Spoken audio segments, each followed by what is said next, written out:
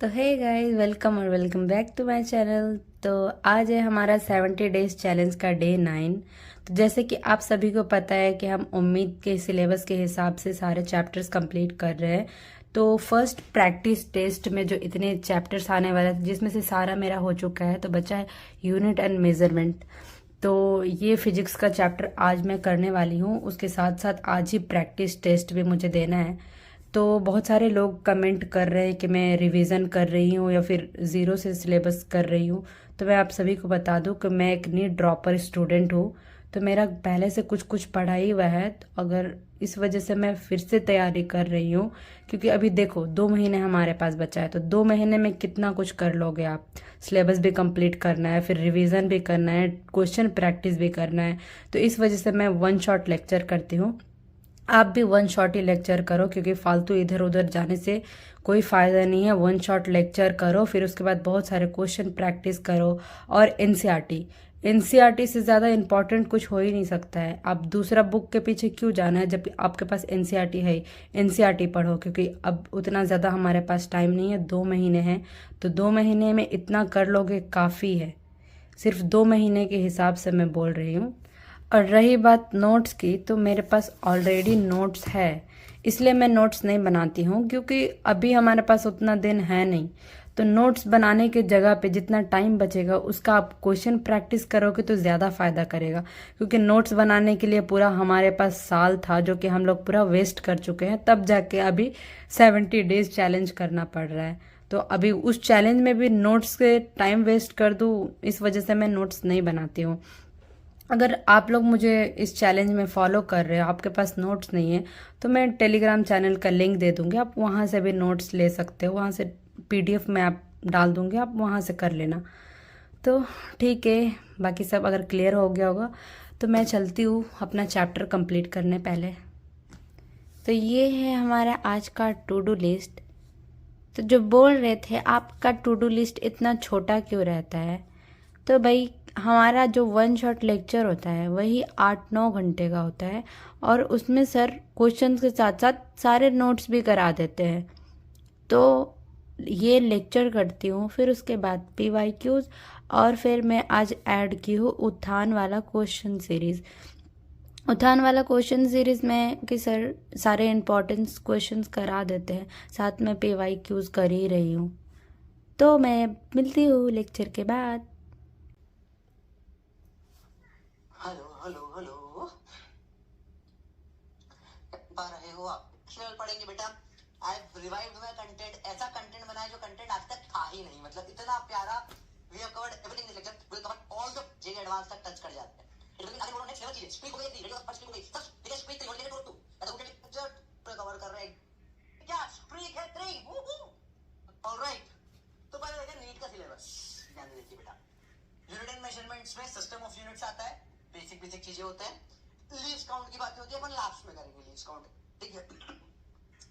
Significant figure, तैयार हो भाई?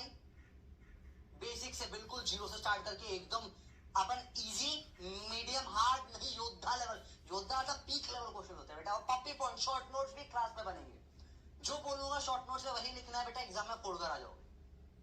2 पेज है पूरे चैप्टर की शॉर्ट नोट्स। नीट के सिलेबस में देखिए बेटा, तो अपना एनालिसिस सिंपली बोलता है कि हर साल अप्रोक्सीमेटली पहले एक सवाल आता था, 20-21 में 3-3 सवाल आए थे, और अभी लास्ट 2 ईयर से 2 सवाल मिनिमम आ रहे हैं। तो चैप्टर नहीं करा तो -2 तो तुम्हारा डन है, और समझ लो 4 जो आ रहे थे 8, तो ओवरऑल -2 अगर गड़बड़ कर दी तो, नहीं तो -10 तक तुम्हारा नंबर 10 स्कोर ओवरऑल कम हो सकते हैं इस चैप्टर के कारण। और कहीं का तो +8 नंबर तो है ही सही। इस लेक्चर के बाहर कुछ भी नहीं आएगा। MLT -2, MLT -2, उसके अलग है ML -1, T -2, जीएस बाकी सब निकल जाते हैं, प्रॉब्लम नहीं आती है, ठीक है। थर्ड पैटर्न आता है रोटेशनल मोशन। तो टैग अभी पढ़ा, एनर्जी ऐसा सेम होता है, ML 2T- सेम होता है। आगे फ्रीक्वेंसी बेटा, फ्रीक्वेंसी f होता है 1 टाइम पीरियड, तो t की पावर -1 आ जाएगा डायमेंशन। वेव लेंथ में लेंथ है ही सही, ये लेंथ ही होगा। वेव नंबर होता है बेटा 1। Lecture done.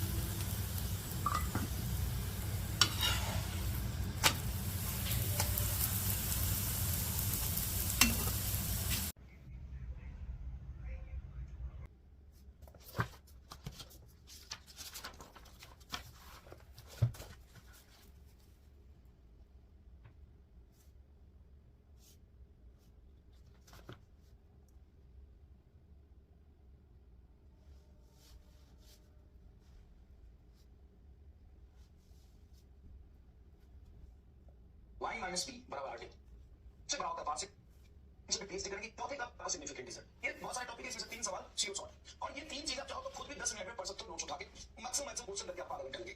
लेकिन हम उसमें चार हर टॉपिक में सवाल को एक्स्ट्रा करा दे रहे हैं ताकि आपकी भी प्रैक्टिस हो जाए। एज अ टीचर हम नहीं चाहते हैं कि आपको सिर्फ टॉपिक बता के चले जाए। अच्छा टॉपिक बता के एक क्वेश्चन करा के चले जाए, लगता है कि नहीं यार एक क्वेश्चन तो कराइए, 2 क्वेश्चन और करा देते हैं इसका। All done. अब टेस्ट की बारी है। तो मैं ऐसा OMR शीट्स निकाल के रखी हूँ, आप लोग भी निकलवा लेना। और टेस्ट आपको उम्मीद बैच पे भी मिल जाएगा। अगर वहाँ से नहीं मिल रहा है तो मैं टेलीग्राम चैनल पे दे दूँगी, आप वहाँ से ले लेना, लिंक आपको डिस्क्रिप्शन पे मिल जाएगा।